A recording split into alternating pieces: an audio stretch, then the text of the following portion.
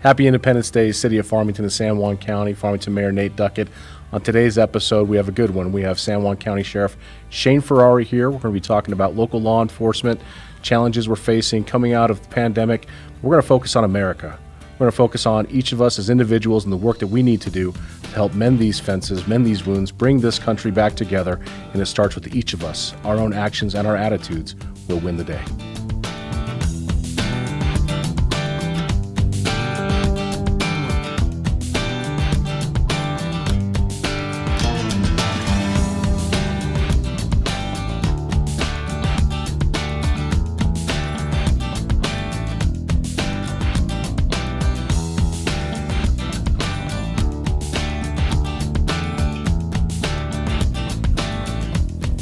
Hey everyone, happy Independence Day. I'm Farmington Mayor Nate Duckett. Thank you for joining us for the Mayor's Table.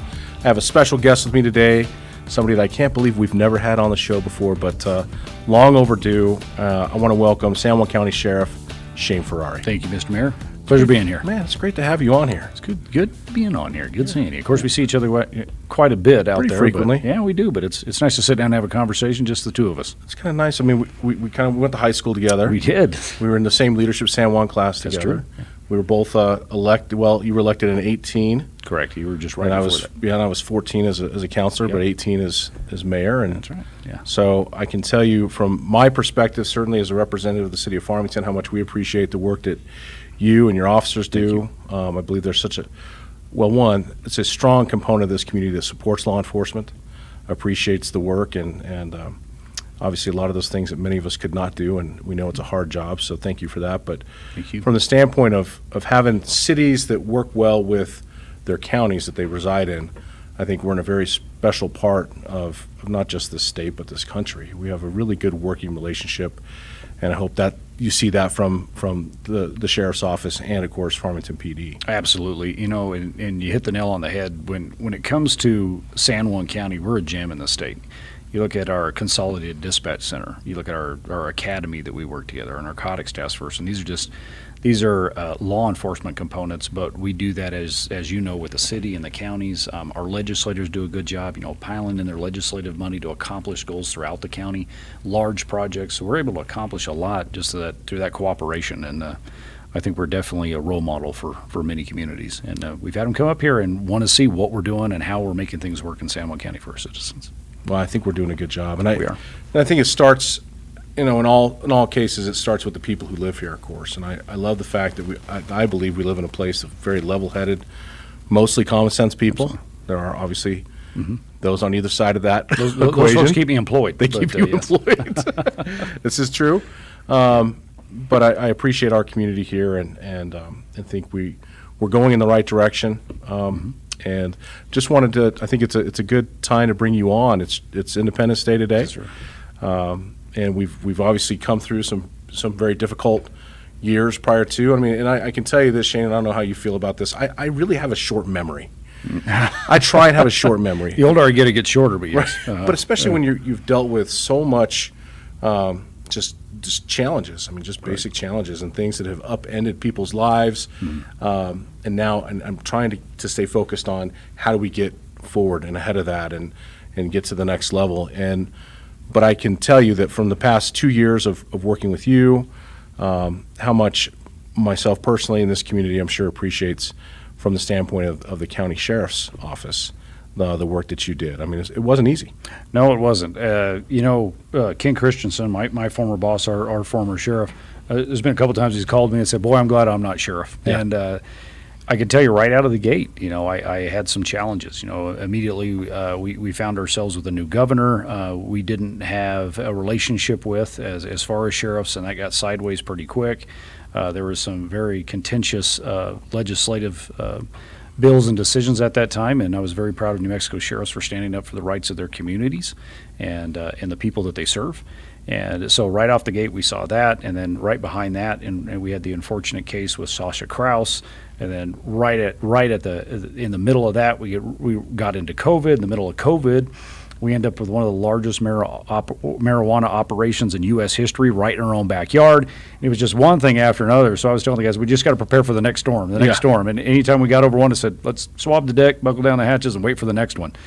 So it has been a challenging first term for me. It really has. But, like you said, I'm very blessed to have amazing personnel at the sheriff's office. I mean, those folks, that's the real work behind the scenes. Those folks do an amazing job. Coupled with COVID and everything else, we had police reform on our heels and all these different things.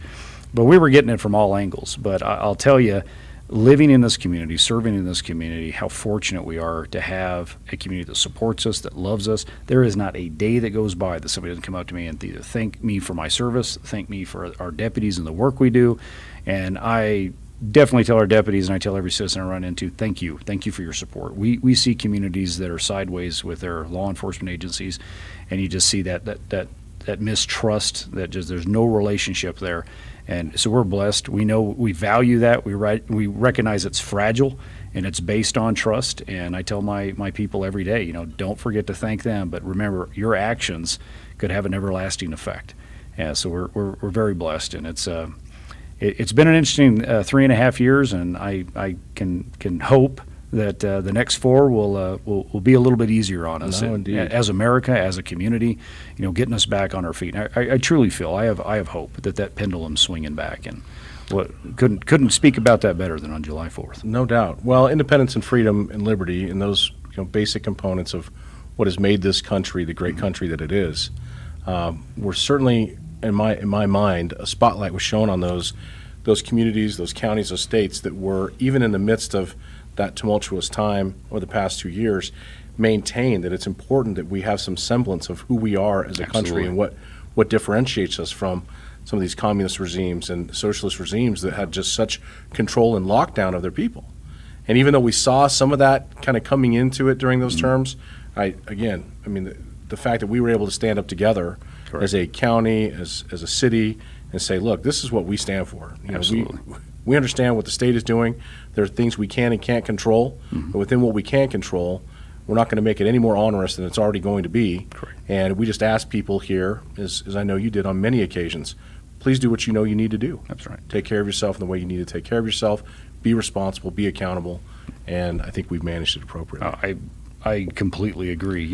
As I tell my people quite often, as law enforcement officers, yes, it's our job to enforce the law, but just as equal, it's our job to protect people's rights.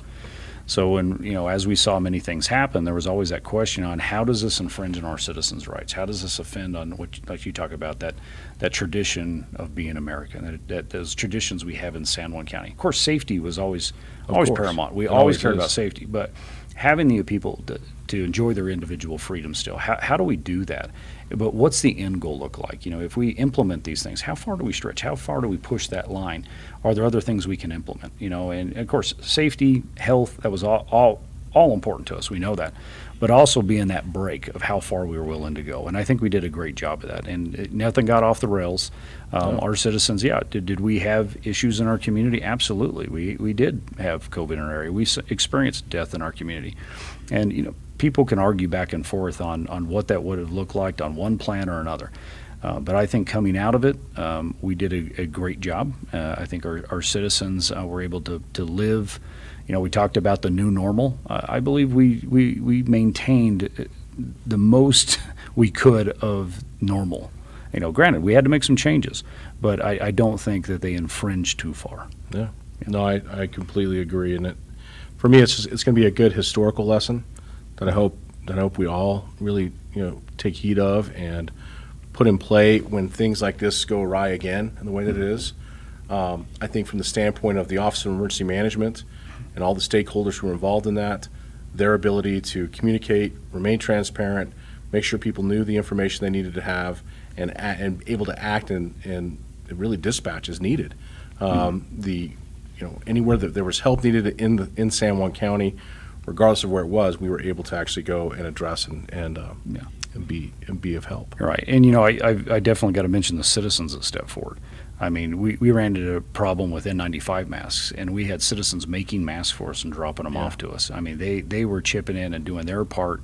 However little they thought it would help, they don't realize how important that was to us. So I'm just very proud of our community coming together. They didn't just look at government and coming in and saving the day. They said, how can I be part of this? How can I be part of the solution? Now, that was a big part of it right off the bat. Absolutely. If you want to volunteer to help, here's how you do it. And if you're needing help, here's where you need to go. And I tell you, we ran into issues where we just didn't know where to send people. There were so many people that wanted to help, we just didn't know where to send them. We did. We ran out of places. And how great is that? No. And I think that speaks volumes about San Juan County. I don't know if that's reflective in other areas, but one of the joys I've always appreciated here in San Juan County, and like you, we talked about going to high school here.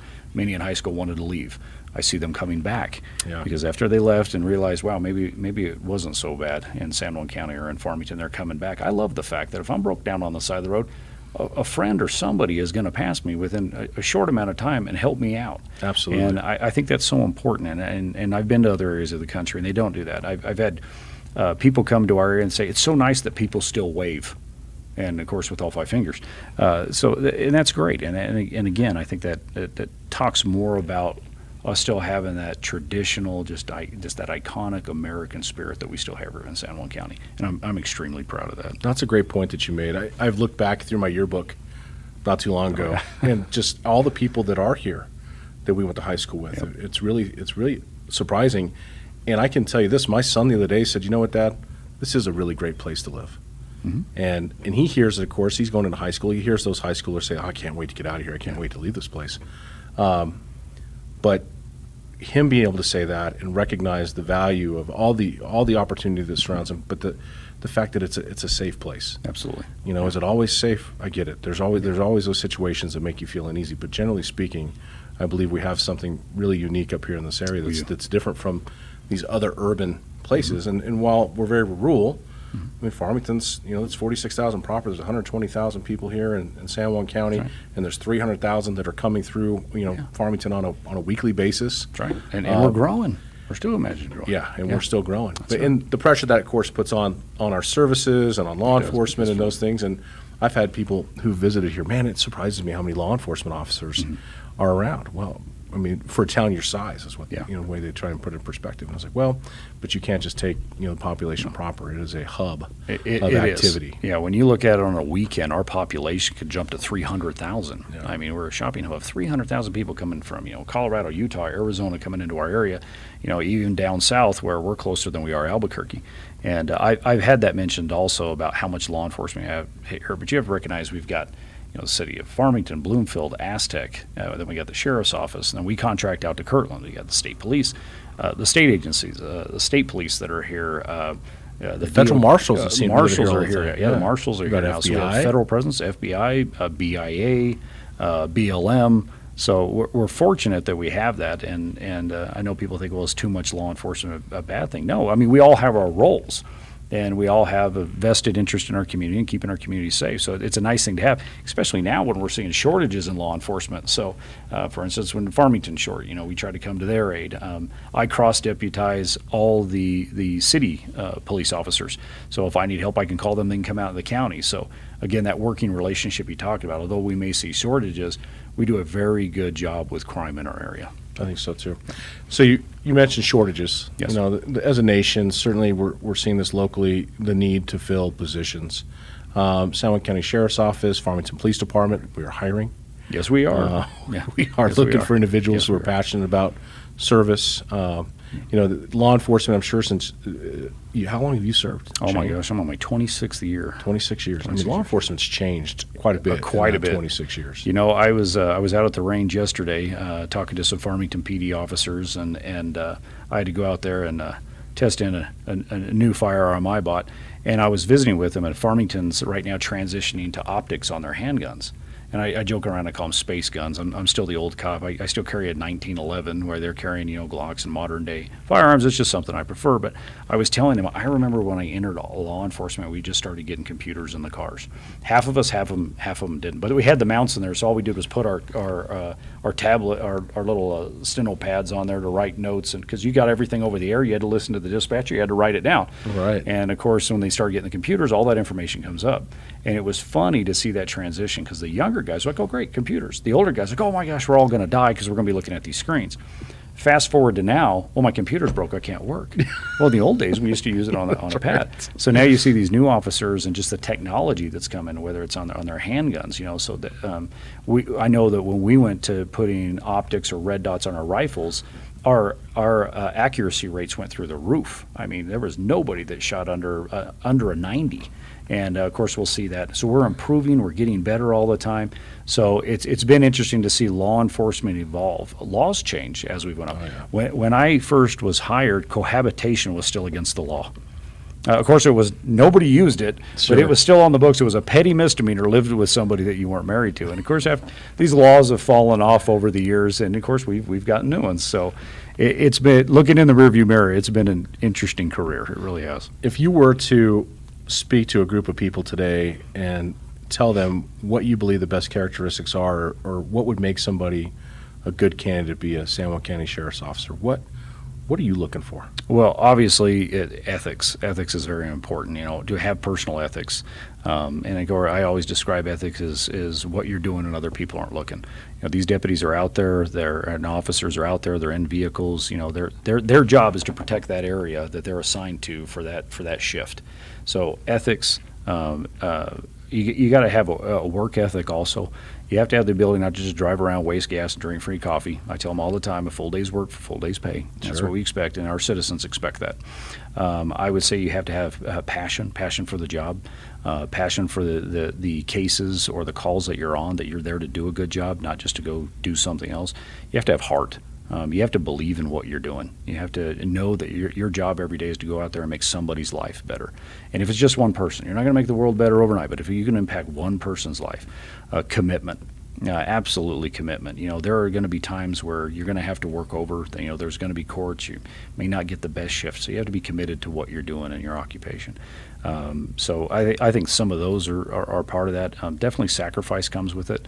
Of course, we always pray that nothing happens to any of our officers or deputies out there, but knowing that we sacrifice our time, we sacrifice it, and a lot of that's family time, your emotional well-being, your physical well-being. So there's a lot you do, but again, it's in service of your fellow man.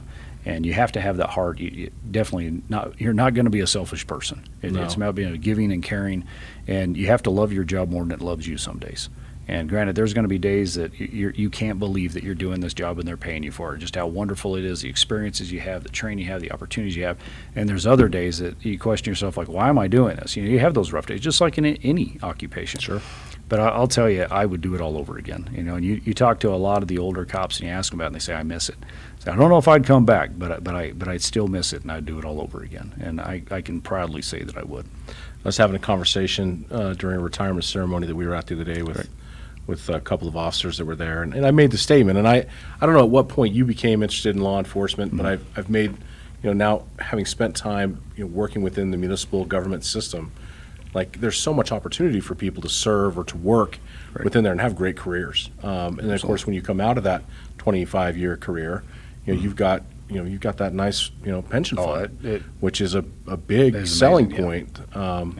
For individuals who are willing to commit the time, the effort, the mental, just you got to be so mentally strong to be able to deal with some of the situations you're dealing with on a daily basis. To deal with that for that time period, to know that when you come out of it, wow, I'm going to have a nice check. I'm going to be able to go do something else with my life, move into another career, pursue some other hobbies, whatever the case may be.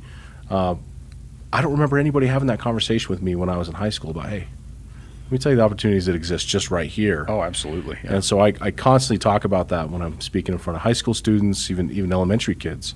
We need people who can work in the power plants. We need people who can work in the water treatment plants. We need street people and parks workers and law enforcement, firefighters. And I think a lot of that came, I remember when, I was young and in high school, they were pounding, go to college, go to college, go to college. Yeah. And now what we're finding is we're lacking people in the trades. Everybody goes to college. And there was a time even where there were so many lawyers, and probably still is, that there's not enough work for them. So you see some of these crazy lawsuits and things going on TV. If you walk past this sidewalk during these dates, call us and we'll sue. Yes. There's a huge class action Albuquerque lawsuit. seems to be the center point of so much of those individuals. Yeah, and I'm glad there's distance between us. I really am. my greatest view of usually Albuquerque is my rearview mirror. Yeah. Because I love San Juan County, I do. But one thing that we're experiencing right now is, as we got through COVID, and then in the middle of that we had police reform. And it's really scared off the new cadets because they've seen the things on TV. They've seen the protests against law enforcement, the defund law enforcement. They saw law enforcement, bad cops, and I'll be the first to tell you, they were bad cops that deserved to go to jail. And and it's given our occupation a black eye. So for a lot of young people coming in, they see that and they're fearful of getting into that. They're concerned about losing their livelihood, losing their freedom, maybe going to prison if they had to make a split-second decision. But it's been so polarized on TV. What they don't realize is, serving your community and serving your fellow man, just you feel such a sense of just having a purpose, and that's what it is. And as we're starting to move past the defund the police, and there's been a lot of conversation about how we can serve better, and there's nothing wrong. Police reform is not a bad word. Reform means we're getting better. Like I said, we went from writing everything down on a pad to having these computers and be able to serve our public better, to document things better for folks, and that's built better cases for us and better convictions. Well, use of force in of itself, and having those internal affairs divisions that are paying attention to each time an officer is actually using force, so that they can address it to make sure that we're doing it in the right way. Absolutely. Well, that's built in to protect the citizenry. So when you hear a lot of these things that have happened, you're not hearing them happen out of San Juan County. You're not hearing, and granted, we've had a problem. We just recently released where we had arrested a bad cop that was with the state police, but we caught him. We hold our people accountable. We police our own. And we believe in that. We don't want to look bad, and of course you go to any occupation. There could be a bad teacher. There could be a bad Boy Scout leader. There could be a bad whatever have you. Absolutely. And so really, how do we bring this bridge to these new people that are coming up, that law enforcement is an option for them? And we're really pushing that. We've got a brand new unit out there right now that says now hiring. You've probably seen around town. Somebody has it all over it. And we're actually having to use, before when I got hired, everybody wanted to be a cop. So you would go in and we tested during the consortium, they called it, and you had 300 people show up, and every agency was there at one time. Now we are seeing smaller groups of people coming through wanting to test, and we are requiring more of law enforcement. But as we get out of, and I don't think we'll ever get out of the police reform ideas or topics that we're talking about here, but things are getting better, because while people were talking about defund the police, we had crime on the rise. I joke around and say it's like Nanny McPhee, when you want me but don't need me, but need me but don't want me, and all of a sudden there was less law enforcement. Guys were taking early retirements. They were quitting going into occupations, so we had less law enforcement. Crime is on the rise. All these defund conversations swung the other way, and now we're refunding the police, and matter of fact, funding them even more, because right now we have a crime problem in the United States. So with that, we need good people to serve in our communities and serve in these agencies to help us combat that, to make our community safe. We have families here. We have friends here. My children are here. And that's very important to me. So I have a vested interest in this community. And that's what I love about the people that serve and work here. They want to make it better, not because it's a job. It's because they live here. Their family lives here. Their kids live here. So we're doing our best right now using technology. We're doing more advertising. Social media has been a great way that we can combat some of that negativity. We talk about more of the human aspect of what we're doing and really give the realistic picture of what it is to be a law enforcement officer. It's not all sirens all day long. It's not. It's not chasing bad guys all day long. It's not. A lot of it is just serving a community and going to somebody that's in need and doesn't know where else to turn to. Mental health is a huge issue here. And, San Juan County, once again, has done a phenomenal job. Now we have the Mental Health Resource Center. I have a deputy there the whole time, because we've avoided it for so long. But we are finding ways to better serve our community and those that may be in those at-risk populations, instead of abandoning them, instead of using the jail as a housing area for people that are mentally ill. How can we turn this boat around? How can we get them the resources they need so they can be a productive member of our community? So you wear a lot of hats as a law enforcement officer. It's not just a law enforcement officer. You're a counselor. Sometimes they think you're a priest and want to confess, but they do have to remember they have a right to remain silent. Yes. You play so many different roles, and really you're a community caretaker is who you are, and we're trying to focus more on that and less on the guns and the vest and everything. Yeah, that's a component, and those are the things we have to do. When they're running out, we're running in. But by far, it's what we're doing to help an individual be a better person, make this community safer, and and at the same time, like you said, a lot of good things have come as far as retirement, as far as pay. Pay now. Our guys are making a little over $27 an hour right now. When I was hired, I was making $9.35. Then they took 18% out for my retirement. The retirements have gotten better, and still, you can retire right now, 25 years. So if you're a young person, 21 years of old, want to get into this career, You have a 25-year retirement, phenomenal insurance. I don't care what agency you're with, you got phenomenal insurance. It's the same retirement system. And again, you're working in a community where they love you and they respect you. And I tell you, that right there makes your day a heck of a lot easier than being someplace where they don't want you. No doubt. And, so now we're trying to, how do we get across that media bridge that has painted us such in a bad light to really highlight how great it is to be a law enforcement officer here in San Juan County? I'm just going to bottle that up. We're just going to take that little segment and We can do it. We're going to replay that I like all over the place. If it works, don't forget to it's sjcso.com. Call down, ask for recruiting. I'm hiring. No, very well stated. It's funny just sitting there listening to you talk about those characteristics that you're looking for. I mean, these are the characteristics that, of course, I think every employer is looking for when it comes to who I'm choosing to man my counters, or take care of my customers, or go out on service calls. Whatever that may be. Teachers, nurses, doctors. I mean, those are exactly the kind of characteristics that, in my mind, have always espoused the values that make us American. Absolutely. I mean, I want to focus on that for a second because it is Independence Day. And I think our country and certainly our community needs to be reminded sometimes of who we are. And those characteristics you pointed out are those American characteristics that have created a country that is opened to all people. I mean, we've got more individual and unique strands of DNA in the United States than any other country in the world. And we've made it work. Yeah. And within that diversity, there is some unity. But those characteristics, in my mind, work towards that common vision that I think we need to have as Americans. This is who we are. Absolutely. Regardless of my upbringing, regardless of my economic standing, regardless of my religion or whatever, this is who we are and who we want to be and why we want to remain a country that's based on laws and has a justice system that works for the people and a democracy that is based upon the premise that I, as an individual citizen, have a voice.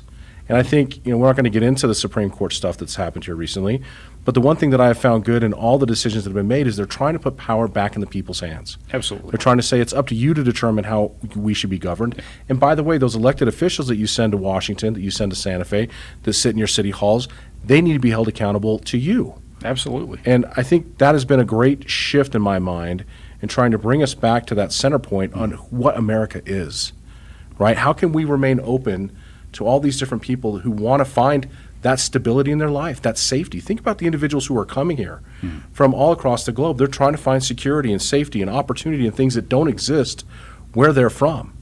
And so we need to continue to build on that and keep those structures well in place and protected and make sure that continues not just to be the vision of what I hope is there, but what is here for all of us. And certainly in your role in law enforcement, what we're seeing happening at the state levels and different Democratic ran states and cities is this decriminalization effort. I mean, the city of Chicago now, police can no longer chase people.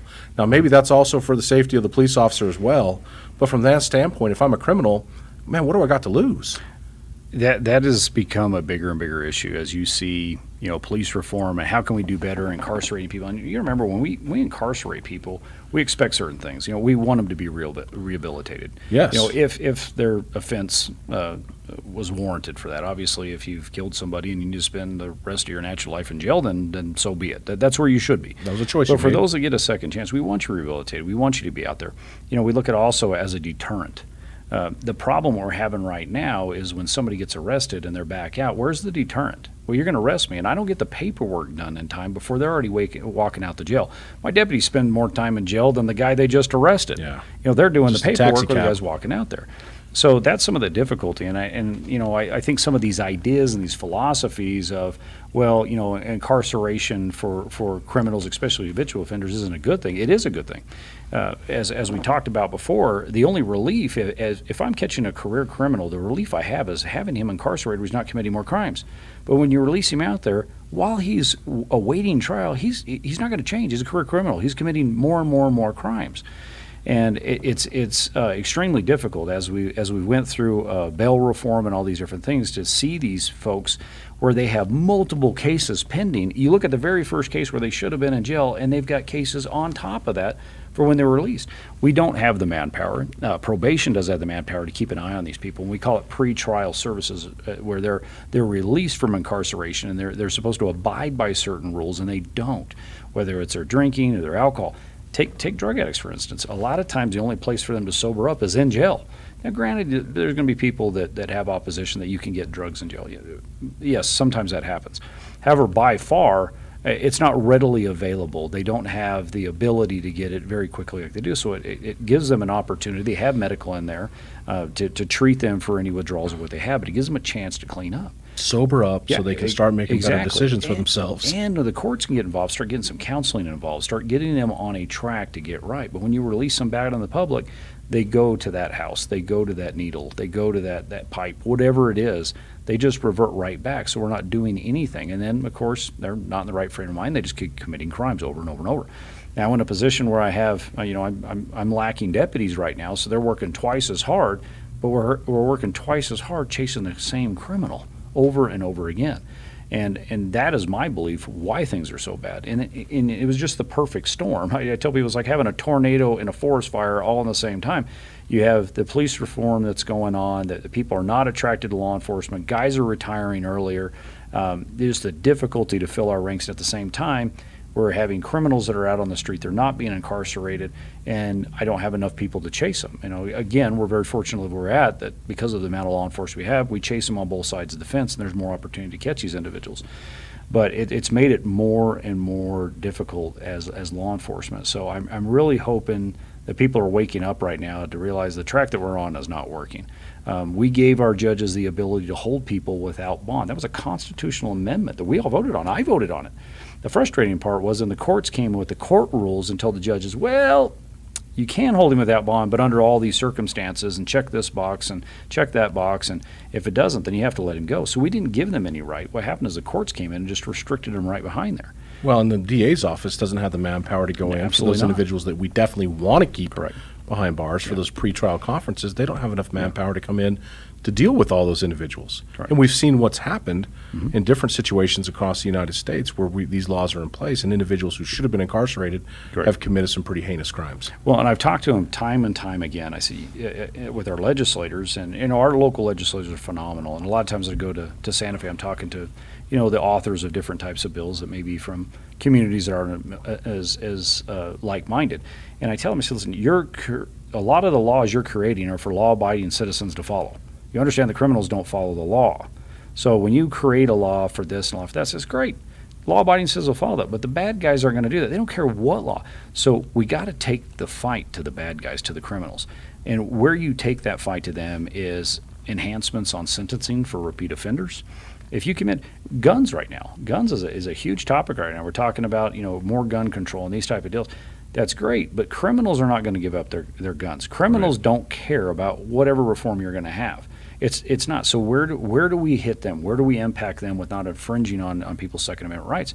Well, gun enhancements. Now, I talked about that deterrent earlier, right? So where's the deterrent of knowing that Billy got arrested and he's out that night? No, there's no deterrent there.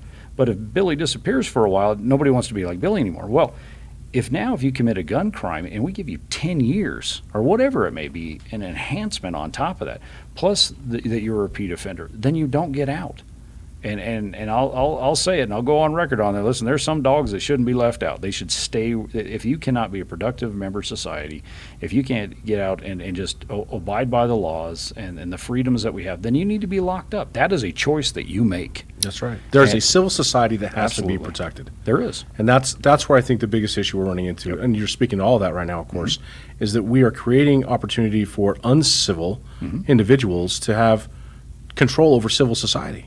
And it wasn't designed to be that way. Absolutely right. So I love the fact. Do you think this is the biggest challenge facing law enforcement right now, and going forward? On a local level, my hope is, and it has been, and I've talked about it my entire sheriff, is we need to be brought to the table. Quite often our legislators use laws from other states. They love using Colorado, and they rubber stamp New Mexico on them, and great form of plagiarism, and they say, here's our new law. But we're not being called to the table. We have unique challenges in New Mexico. You know, where's our sovereignty as far as New Mexico? Why don't we talk about New Mexicans? We forget, as a United States, we're 51 states now, or 51, that have all come together and decided to be the United States. But each state is unique, and we have to remember that. But my fear is for our country is we're all getting snowballed into this one thing. We're not. No. Listen, if you're more like-minded for California, go live in California. If you're more like-minded, live in Texas, whatever it may be.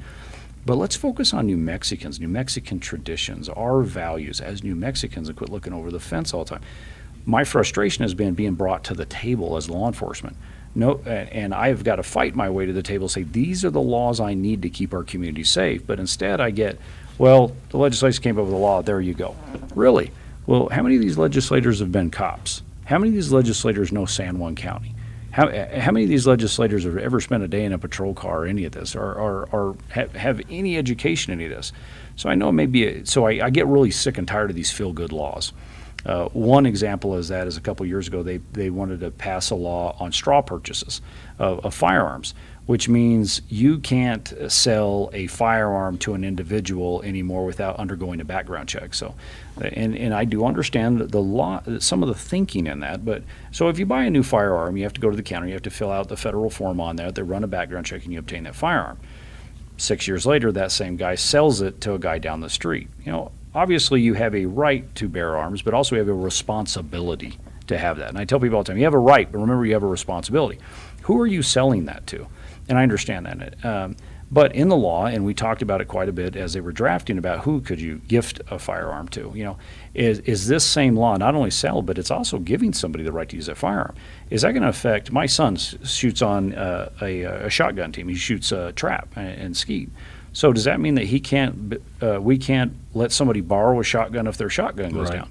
These comments, these are values that San Juan County holds sacred. These are, you know, we have, heck, the San Juan Wildlife Federation has over 1,100 members. No, it's one of the finest organizations of its kind in the phenomenal state. Group of people. So, you know, as a sheriff, again, I enforce laws, but also protect rights. So as we were talking about this, I said, and I told them, but they wouldn't bring us to the table. I said, this will not work. We have no way of proving if you have a gun. I said, where did you get this? Well, none of your business. Well, I can't charge you with anything. So at what point, unless somebody comes forward and says, hey, I want to tell you, I sold him that gun, or I bought that gun, just incriminate him, so it's not going to work.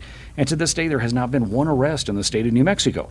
And I use an example. I said, if you think for 1 minute behind a Circle K there is a guy selling a stolen .38 caliber pistol for a bag of methamphetamine, and one of them stops, looks at the other, and says, well, we need to undergo a background check. No, you're already committing 2 felonies right there. They don't care about the misdemeanor offense of that. But, you know, of course, it was told by our governor that unequivocally this was going to save New Mexico. No, it's not going to save us. Bring us to the table. We will tell you what we need. And I tell you, where we need it most is in our court systems. It's holding people accountable. And I really think we've got a way. You know, we're talking about the things we value as Americans: accountability, responsibility. We talk about our greatest generation of World War II. Look how accountable and the respect and everything that we had at that time. And now it seems to be individual right. It's just my individual right. It's just me. That's the social media age. It is. And social media, I really think, has really fractured this country. We spent 2 years trying to keep people apart. Yeah. What are we doing to bring people back together? Politics, you know, we talked about it earlier. You know, it used to be that there was a fence, regardless of what side of the aisle you're on, but you came to the fence and you talked about it. You worked it out for the betterment of your citizens and your country and your communities. Now we're on opposite sides of the field just screaming at each other, obscenities, more than anything. I mean, it's got to that point right now. They're cussing at each other, using foul language. Just stop. Well, and sadly, when things don't go, you know, one party's way, instead of coming to the fence and saying, hey, we understand and we're going to work together because this is a democracy, and so we're going to work that way. Instead, we're inciting riots. Because we're not happy. Because we didn't get our way like a bunch of spoiled children. And that's right. I mean, and we're going to attack those institutions that have maintained this country for over 200 years. And to what end? Yeah. And not letting, and I tell people all the time, the best thing you can do is turn off the TV and put the phone away. 100%. Pay attention to what's in your front yard. What you can control. That's right. And, you know, when we were younger, I think we were in high school when the internet came out, and I laughed at the internet. I said, you're meaning to tell me that people are going to buy pants through the computer and go to your house. That's the stupidest thing I ever heard in my life. I ordered off of Amazon quite a bit, and I am happy, Mr. Mayor. You are receiving revenue from that. I do want to let you know, and I'd like to buy local. I do, but we have invested so much in technology. We're not paying attention to what's in our own front yard anymore. We're not paying attention to our community. We're more worried about another community across the country, across the world.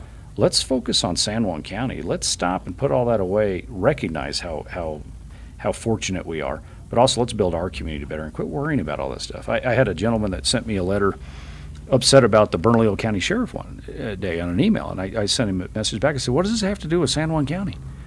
Nothing. And I told him in there, I said, the problem with America right now is people need to pay attention, quit looking over the fence and pay attention to what's in your front yard. And I really think we need to do that. And, I try to tell my kids about put that down and look around. Look around at what a wonderful place you live. And that's what we need more of. Well, you talk about the need for physical health and mental health, and the people who have the self-discipline necessary to cut off that information. I really respect them. Oh, absolutely. Because I've allowed myself to go down some pretty deep rabbit holes over the last few years where I'm just stuck in that social media disaster, and the dumpster fire just keeps getting bigger, and I'm in there going, what is going on? Yeah.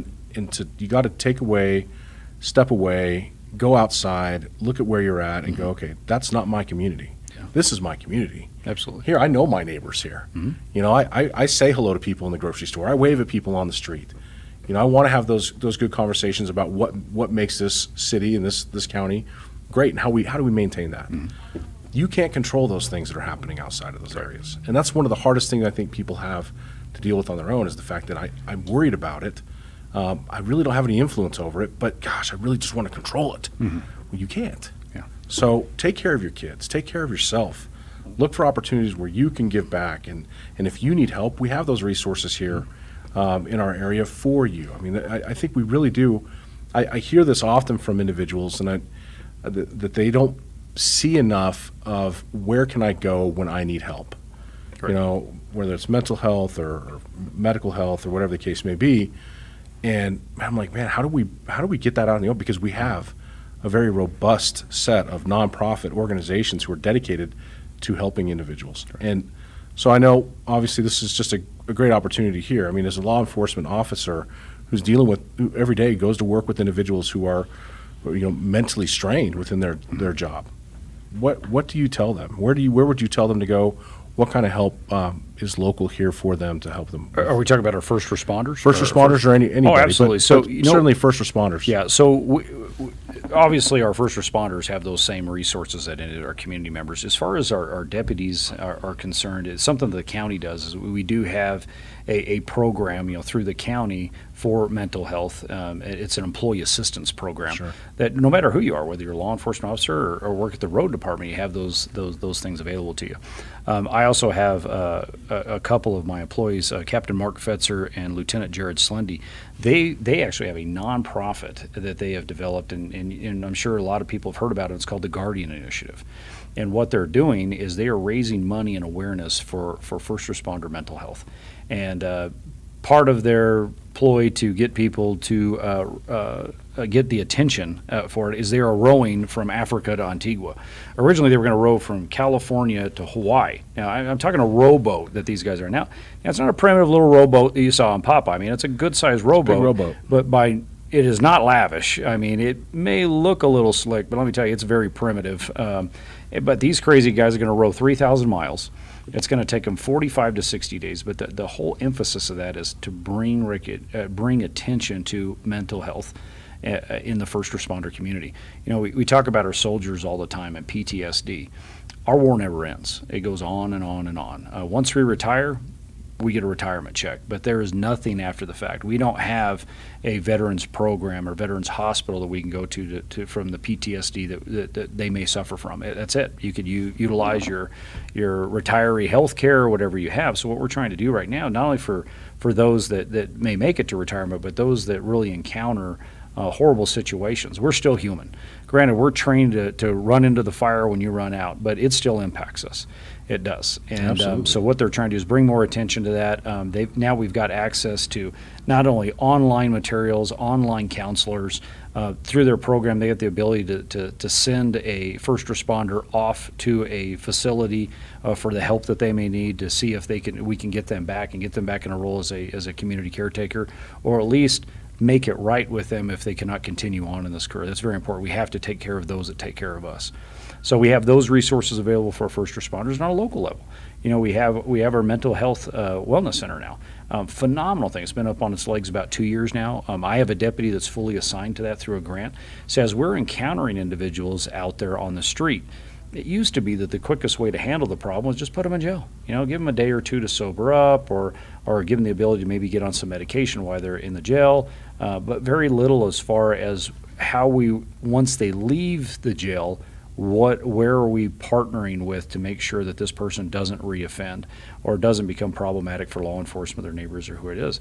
But now we have a deputy, so as we encounter individuals out there that may be keep in mind there's mental health issues where somebody may have something neurologically wrong or something that makes them act in the behavior they is. And they have people that going through mental crisis. They're just having a bad day. They're tired of their kids and they finally lose it. Where do they go? So now, as we encounter these people on the streets, we're able to forward them to Deputy Smith, and he can partner with them and call them, not only building a relationship with them and a rapport with them, but also tell them, here are things that are available in our county. He will go out and talk to them. We will work with the wellness center as far as transportation if you need to get there. We are doing better for these folks and providing better services. But for those that maybe not encounter law enforcement, remember, you can call over to the mental health wellness center. It's right across from the emergency room right there. What a great resource that we have here. I believe you can get to those resources through San Juan County's website. Absolutely. I imagine through San Juan Safe Communities website, City of Farmington's website. I mean, they're the sheriff's available. office. Call Farmington PD. San Juan United Way. Another great resource for that. So it's very robust. It is. And those people are dedicated. They're funded.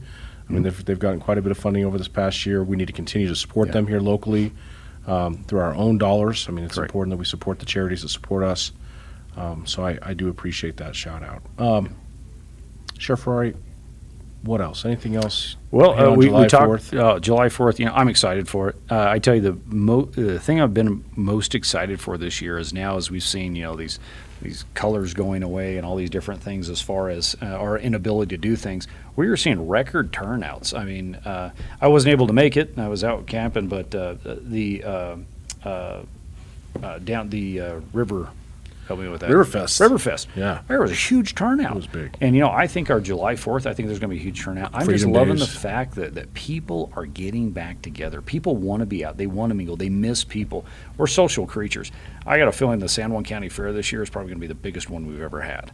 And I'm excited for that. So, this July 4th, we're staying in town. We're going to enjoy the festivities. I want to get out there and I want to talk to folks and see my friends and my family that I may haven't here in a while. Maybe throw a few baseballs at the dunk tank and get you. I'll be there. And that's what I'm looking forward to. And again, I feel such a sense of pride when I hear the Star Spangled Banner, when I see the flag. I can trail my lineage all the way back to the Revolutionary War. I'm a member of the Sons of the American Revolution. I take great pride in being American. It saddens me when I understand that people want to stand up for things, but it breaks my heart when I see people not wanting to stand up for our Pledge of Allegiance, or not do the Pledge of Allegiance, or desecrate our flag. It breaks my heart. It does, and it breaks my heart for our veterans I didn't serve, but I look around and I see those baseball caps, that say First Airborne, Vietnam veteran. Sure. And I look at those guys and it breaks my heart for them. And but I hope people remember there's a time and a place for everything. But we have got to bring back and mend that fabric once again. We have to, and we all have it's an individual responsibility. You have individual rights. We've got to come back to being better Americans. We do. And again, that's one thing I love about, we don't see that a lot here in San Juan County. People are very proud of our heritage as Americans. And so I'm looking forward to seeing a whole lot of red, white, and blue. Me too. It's going to be good. Yeah. It's going to be good.